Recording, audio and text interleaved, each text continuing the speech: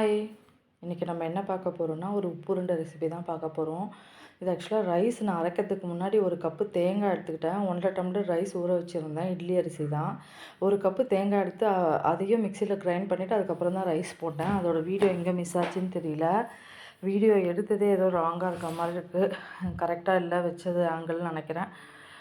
கொஞ்சம் அட்ஜஸ்ட் பண்ணிக்கோங்க.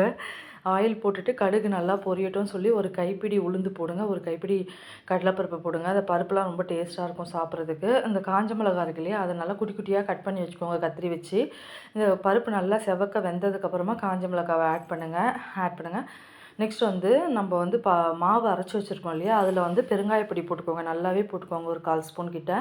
நெக்ஸ்ட்டு தேவையான அளவு உப்பு போட்டுக்கோங்க மாவில். போட்டுட்டு இப்போ இந்த நல்லா இது பொரிஞ்சு மிளகாலாம் கொஞ்சம் காரம் அதில் எண்ணெயில் இறங்குனதுக்கப்புறமா அந்த மாவு எடுத்து இதில் ஊற்றி ஒரு நல்லா கிண்டணும். நல்லா கிளறிட்டே இருந்தீங்கன்னா உங்களுக்கு வந்து அது வந்து டைட்டாக ஆகும். ஒரு உருண்டை பிடிக்கிற பதத்துக்கு அது டைட் ஆகும். நல்லா உங்களுக்கே தெரியும் நீங்கள் கிளற சொல்லவே. அந்த உருண்டை பிடிக்கிற ஸ்டேஜ் வந்ததுன்னா நீங்கள் ஆஃப் பண்ணிடுங்க. ஸ்டவ்வை ஆஃப் பண்ணிவிட்டு ஸ்டீமர் வச்சுக்கோங்க.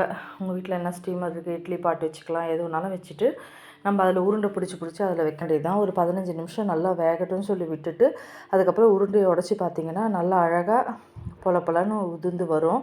உருண்டை நல்லா உள்ளெல்லாம் வெந்திருக்கும். ரொம்ப டேஸ்ட்டாக இருக்கும் சாப்பிட்றதுக்கு. இதுக்கு வந்து கார சட்னி வச்சு சாப்பிட்லாம், செம்ம டேஸ்ட்டாக இருக்கும். நீங்களும் ட்ரை பண்ணி பாருங்கள். இதெல்லாம் ரொம்ப பழைய டிஷ்ஷு. பட் இன்றைக்கி நாங்கள் இதை டின்னருக்கு தான் நாங்கள் செஞ்சோம். பட் ஆனால் இது சும்மா அந்த காலத்துலலாம் நாங்கள் சின்ன வயசில் இருக்க சொல்லலாம் வந்து டிஃபனுக்கு ஈவினிங் ஸ்நாக்ஸுக்கு தான் இதை செய்வாங்க. இப்போலாம் யாருங்க இது இவ்வளோ ஸ்நாக்ஸ் எல்லாம் சாப்பிட முடியாது. இது ஒரு 4 பீஸ் சாப்பிட்டாவே ஒரு டின்னர் முடிஞ்சுது. அதனால் இது டின்னருக்கு தான் செஞ்சோம். ரொம்ப டேஸ்ட்டாக இருக்கும். சாப்பிட்டு பார்த்தீங்கன்னா நீங்கள் விடவே மாட்டீங்க. நல்லா அந்த தேங்காய் போடுறதுனால நம்ம உடைச்சோம்னாவே அப்படியே உபிரி உபிரியாக வரும், உதிர்ந்து வரும். அரிசி உப்புமா மாதிரின்னு வச்சுக்கோங்களேன். ஒரு மாதிரி உப்புமா ஸ்டேஜில் வரும், உதிர்ந்து. ஏன்னா நம்ம குறைன்னு தான் அரிசியை அரைக்க போகிறோம் இல்லையா, அதனால சொல்கிறேன். இந்த மாதிரி உருண்டை பண்ணி வச்சுக்கோங்க. நான் இந்த மாதிரி இந்த ஜல்லிலேயே வச்சுட்டு மூடி போட்டு வச்சுட்டேன். இது ஒரு 10-15 நிமிஷம் நல்லா வேகட்டும். 15 நிமிஷத்துக்கு மேலே வேகணும். வெந்ததுக்கப்புறம் எடுத்து பார்த்தீங்கன்னா நல்லா அழகாக வெடித்து உடஞ்சி வரும். உங்களுக்கு பிடிச்சிருந்தா அதை லைக் பண்ணுங்கள், ஷேர் பண்ணுங்கள், சப்ஸ்கிரைப் பண்ணுங்கள். வீடியோ தப்பாக ஆங்கிள் வந்துருச்சு, சாரி. ட்ரை பண்ணி பாருங்கள். நான் வெந்துருச்சான்னு ட்ரை பண்ணுறதுக்கு ரொம்ப சூடு.